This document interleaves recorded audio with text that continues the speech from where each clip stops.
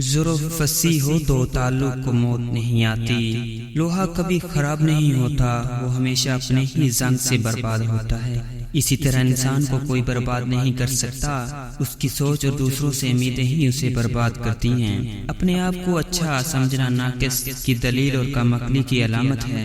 خواہش پرستی ایک پوشیدہ مگر مہلک بیماری ہے۔ موت ایک بے خبر ساتھی ہے۔ ماں باپ کی نافرمانی موت سے پہلے موت کا اعلان ہے۔ ہر چیز اپنے وقت پہ اچھی لگتی ہے۔ نیکی کمانے کا صحیح وقت جوانی ہے۔ ہم نیکیاں اس وقت کرتے ہیں جب ہم برائی کرنے کے قابل نہیں رہتے۔ وقت ایک سا نہیں رہتا، دکھ سکھ ساتھ ہیں، لیکن وہ وقت اچھا ہے جو یاد الہی میں گزرے۔ ضمیر سڑک پر لگے اس معلوماتی سائن بورڈ کی طرح ہیں جو راستہ اور صحیح سمت تو بتاتا ہے مگر اس پر چلنے کے لیے مجبور نہیں کرتا۔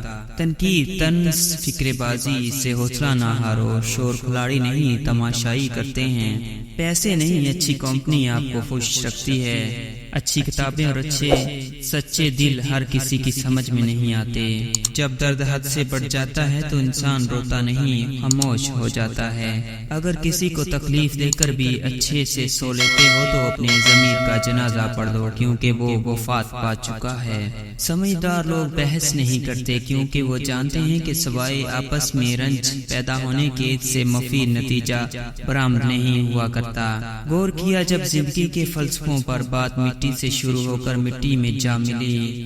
کوئی سفر بھی لا حاصل نہیں ہوتا، منزل نہ بھی ملے تو راستے بہت کچھ سکھا دیتے ہیں۔ ہر بار قصور تربیت کا نہیں ہوتا، بعض اوقات کچھ رنگ صحبتوں کے بھی چڑھتے ہیں۔ قرآن کہتا ہے اپنے دشمنوں کی چالوں سے پریشان نہ ہوا کر، بے شک تمہارا رب سب سے بہترین چال چلنے والا ہے۔ آپ کا کردار ہی آپ کی پہچان ہے، ورنہ ایک نام کے لاکھوں انسان ہیں۔ جب آپ اللہ کی خاطر اپنے آپ کو برائی سے دور رکھتے ہیں تو وہ آپ کو دوسروں کے ہاتھوں رسوا نہیں ہونے دیتا۔ میں نے زندگی میں ایک ہی بات سیکھی ہے کہ انسان کو کوئی چیز نہیں ہرا سکتی جب تک وہ خود ہار نہ مان لے۔ سچ بولنے سے انسان کو ذہنی پریشانیوں سے نجات ملتی ہے اور اس کا دل ہلکا ہو جاتا ہے۔ موت کو یاد رکھنا نفس کی تمام بیماریوں کا علاج ہے۔ وہ بلندی کس کام کی جس پہ انسان چڑھے اور انسانیت سے گر جائے۔ جسم کی چوٹ تو وقت کے ساتھ ٹھیک ہو جاتی ہے مگر لفظوں اور رویوں کے زخم کبھی نہیں ٹھیک ہوتے۔ بہترین انسان عمل سے پہچانا جاتا ہے، ورنہ اچھی باتیں تو دیواروں پہ بھی لکھی ہوتی ہیں۔ خاموشیاں جن کو اچھی لگ جائیں وہ پھر بولا نہیں کرتے۔ ان لوگوں سے مت ڈرو جو اپنا بدلہ لینا جانتے ہوں، ہمیشہ ان لوگوں سے ڈرو جو اپنا معاملہ اللہ پہ چھوڑ دینے والے ہوں۔ کامیابی حاصل کرنے کے لیے آپ کو اکیلے ہی آگے بڑھنا پڑتا ہے۔ لوگ آپ کے ساتھ تبھی آتے ہیں جب آپ کامیاب ہو جاتے ہیں۔ نصیحت کیجیے مگر شرمندہ نہ کیجیے، مقصد دستک دینا ہوتا ہے، دروازہ توڑنا نہیں۔ زندگی تب بہتر ہوتی ہے جب آپ خوش ہوتے ہیں، لیکن زندگی تب بہترین ہوتی ہے جب آپ کی وجہ سے کوئی دوسرا خوش ہوتا ہے۔ مسلسل اہمیت دینے کے باوجود بھی اگر رشتے بے قدرے اور بد مزاج رہے تو کوئی ملامت نہیں، تب رہنے کی بہترین جگہ حدود ہے۔ ہر بار دل سے لگاؤ گے تو روتے رہ جاؤ گے۔ جو جیسا ہے اس کے ساتھ ویسا بننا سیکھو۔ اگر آپ کا دل خالص اور پاکیزہ ہے تو دنیا کی کوئی شیطانی قوت آپ کا محاصرہ نہیں کر سکتی۔ لفظوں کے دانت نہیں ہوتے مگر یہ کاٹ لیتے ہیں۔ اپنا کل کو بہتر کرنے کے لیے اپنا آج سنوارو۔ عقل جیسی کوئی دولت نہیں اور جہالت جیسی کوئی قربت نہیں۔ ان لوگوں کے ساتھ تو گزارا ہو سکتا ہے جن کی طبیعت خراب ہو، مگر ان کے ساتھ نہیں جن کی تربیت خراب ہو۔ دل جس بات پہ ضد کرتا ہے رب اسی بات پہ آزماتا ہے۔ یہاں وجہ سے نہیں بلکہ وجہ بنا کر چھوڑا جاتا ہے۔ اگر تم اپنے رب پر بہت بھروسہ رکھتے ہو تو یہ بھی جان لو کہ تمہارا رب اس بھروسے کو کبھی ٹوٹنے نہیں دے گا۔